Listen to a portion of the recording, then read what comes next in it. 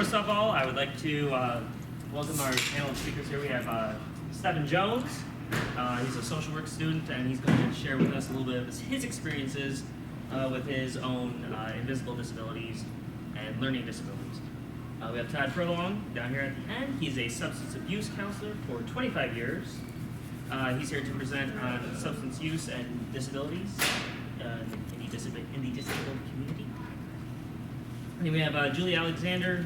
She has a master's from Central, and she works here at Ferris in the Education, Counseling, and Disability Services Center program, etc., etc. So these are lovely people.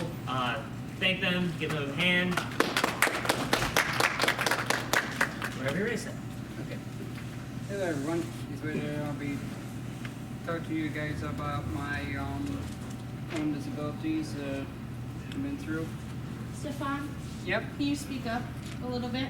Yes. Come Cool. on. Anybody else Thanks. talking about it? Okay, everybody. For my disabilities that I'll be talking to you guys about is first one is on the disorder of written expression, or is like formerly called developmental expressive writing disorder.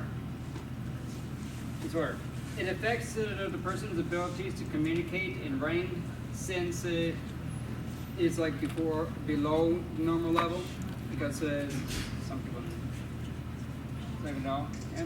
But it also affects both physical reproduction of letters and words and organization of thoughts and ideas in written composition. So, and there are three types that I want to search up for anyway. Like one of them is part of dysgraphia. It's like an inability to form of letters and numbers, but there's some more stuff into it, but still it's part of writing disorder to itself. And also the another type of it is an inability to write words spontaneously to form dictations. And also the inability to organize words in meaningful thoughts. And the symptoms for this type of disorder are illegible handwriting, poorly formed letters and numbers, excessive spelling errors, excessive punctuation errors, excessive grammar errors, sentences that lack logical cohesion, paragraphs that have missing elements and does not make sense, and also impacts greatly in academic achievement or daily life. Now here are the demographics, diagnosis, and treatments for this disorder. The demographics of it, it is estimated to be between 3 and 5% in order to get it. And I'm actually got in percentage. For crying out loud anyway. Jeez. It's rare. There are no specific tests or diagnosis. See if everyone got it. But there are some tests that might be helpful to diagnose it. It was people that are from the diagnostic evaluation of writing skills, tests of early written language, and tests of adolescent language. But there are also no such method to treat this disorder. I mean, literally, no treatment at all. The prognosis of it develops low self-esteem and social problems that are related to lack of academic achievement. And later in life, they might even drop out of school and try to get a low-paying job that does not require writing skills, or even to find jobs that consider their type of writing skills.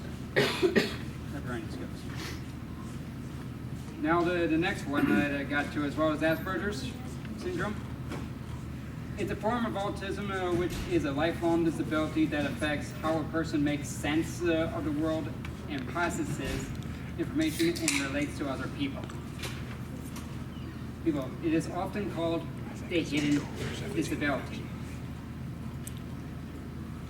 And there are 6 main areas of difficulty in this state of Asperger's. 1 is social communication. 2, social interaction. 3, social imagination. 4, love of routines. 5, special interests.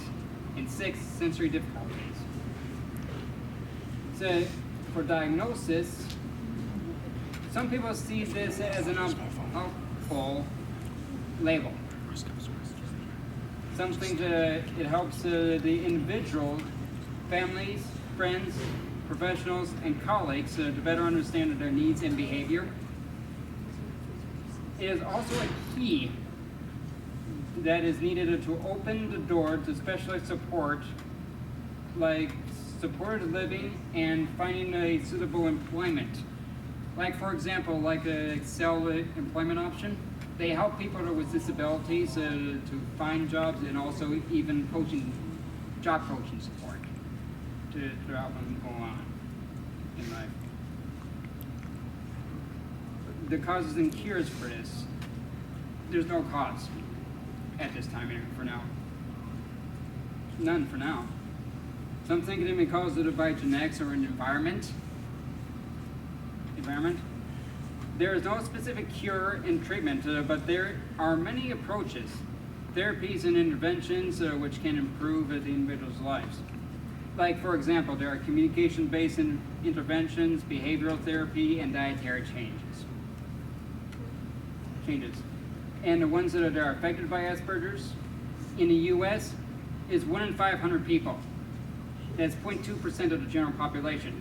For the UK, is 1 in 100. It's kind of something, ain't it? That have been affected. So the male and female ratio, 4 to 1. So that means it's more commonly been affected in males than females. So, and the reason for it, practically unknown. I mean, Larry, unknown. So question, who do you think this is? Dan Aykroyd. Dan Aykroyd, yeah, that's correct. It's Dan Aykroyd. If you remember watching the original Ghostbusters, then yeah, you know, it's him. Plus, if you want to know that he actually was affected with Asperger's syndrome, even with some of the other people that are famous that's affected with disabilities. And take a look at them now; they're actually famous as heck. Right, they're going through this. And for the challenges that I'm having with my disabilities, like for the writing portion of it, for the excessive writing disorder, writing papers on a college level for that challenge. With the verb tense, grammar, writing the logical sentences, and also the required intensive reviews of all my papers. I mean, literally.